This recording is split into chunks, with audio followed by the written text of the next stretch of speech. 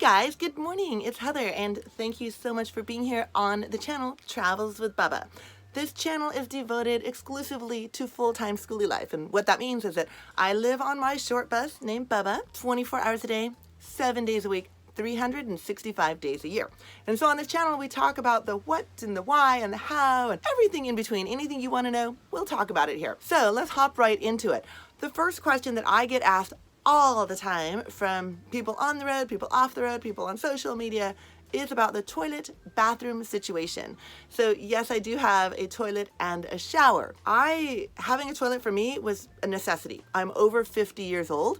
A lot of the people who do this kind of lifestyle are much younger than me, and they're perfectly content getting up in the middle of the night and, searching out a porta potty or an outhouse. Me, I'm over 50. I'm gonna go pee in the middle of the night, so I needed to have a toilet in my bus. So a lot of van lifers use what's called a cassette toilet, and it's super small, it's fabulous. It literally fits in a little drawer. It's a cassette, easy to dump, very small, so you have to dump it regularly, but it's fits in a drawer, and a lot of van lifers just actually have them usually in a drawer, basically under their bed. So that's an option. Another option is if you have a Cadillac budget. The Nature's Head, the Airhead, that's the way to go. Those compostable toilets. They're pretty big, more like a real home toilet, but they also have like a $1,000 price tag. A little rich for my blood, I'm not gonna lie, but I really love it. One day, maybe. What I opted to do was I'm basically just a couple of steps above a jerry can with a lid. Let's just call it what it is. I got a little mini porta potty. I'm putting all the links for these things down in the bottom, just if you want further information. I got it off Amazon for less than $100, and oh my goodness, initially when I got it I was laughing because it's really small, but oh my word, I'm going to tell you that I thought I would just be using it. Wasn't meant to be my main toilet. I was going to use it in the middle of the night.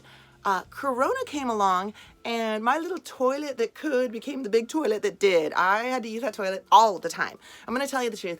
The first time you use your little porta potty in the middle of a Home Depot parking lot, it feels weird, I'm not going to lie, but you get used to it really fast. So it's a porta potty, and it has a little 5-count jerry can, basically, plastic one on the bottom that comes apart, and you have to go dump it, which means you have to find a big porta potty or a regular toilet, anywhere to dump it. Of course, when Corona came along, that was a real problem because all of the parks closed, the rest areas closed, everything was closed, and dumping that porta potty became somewhat of an issue. If you're following my blog on Patreon, you know some of the ways that I was able to dump it. Not always my proudest moment, but needed to be dumped, so there's that. Now, the shower has been another very interesting thing for me because I, like many people, I was like scanning through Instagram and Pinterest, and I was seeing all these amazing things that people did in their little buses, and I've come to discover or decide two things. One, people aren't really living in those buses full time because a lot of things you see on Instagram and Pinterest, girl, it can't happen. It's gonna break, it's gonna rattle, you're gonna kill somebody or something. It's just not happening. I think a lot of them are probably just set up for photo shoots. And the other thing is they had a way bigger budget than I had. But there are some really great economical ways that you can do a shower. Now,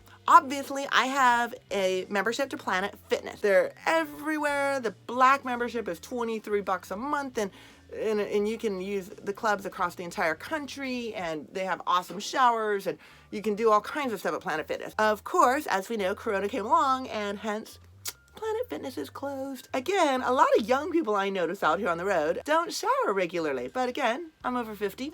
And a regular shower is a necessity for me, so I had to do that. So I did, oh my gosh, I did so many things. I did the little bag at Walmart. It was a disaster. It's $10. What do you expect?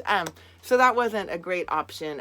Because they rip, they leak, they just are flimsy. It's, that's what it is. But I did use them a couple of times. Obviously, you can think, you go to truck stops, that's always an option. But the truck stops, as I've talked about a lot, they're very expensive now. They're $15 per shower. So that's just a lot, and that's definitely out of my budget. Also, a lot of times I'm camping. I was in the Grand Tetons for 10 days, so there's no truck stop in the middle of the national park. At the time, the Tetons were closed, but the areas around it were open. BLM and Forest Service lands are open. So another thing is called a rinse kit. It's by Rose. It's awesome. It's a road rinse kit. It was sold out all summer, but that is just a great thing. You'll see the link. That's awesome. What I ended up doing was building my own little shower via the REI link, which I'm putting into the description below. That thing works beautifully. It works really good for me because I actually did put hot and cold running water in my bus. So I actually can have hot and cold showers, and it worked wonderfully. It was super easy. The idea came, I ran into a girl outside of Knoxville, Tennessee, and she had converted a Prius, of all things. And she had this shower on her Prius, as you'll see. And I was like, oh my word. So I decided to basically modify my current, I have a water pump, so I modified it to have that shower. REI rocks. Thanks so much for joining me today on the channel. If you dig this journey, please subscribe. If you have any questions, please let me know because I would love to answer them next time. Cheers.